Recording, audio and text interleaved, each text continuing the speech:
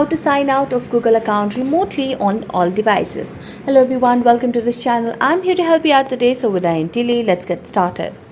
So first of all, you can launch any of your Google service. So I'm going to launch the Play Store application and make sure that you're logged into your account. Then tap on your profile at the top right corner of the screen. Select on Manage your Google account option. And as you do that, simply drag the options over here and tap on Security.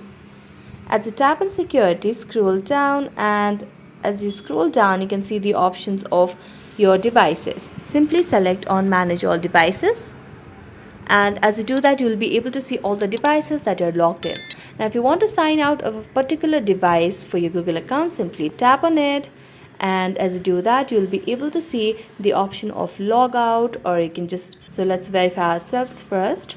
And as we do that, we can just wait for a while, and here you can just tap on sign out. So you can just tap on sign out, and there you go. So that's it. Thank you so much for watching this video. See you next time.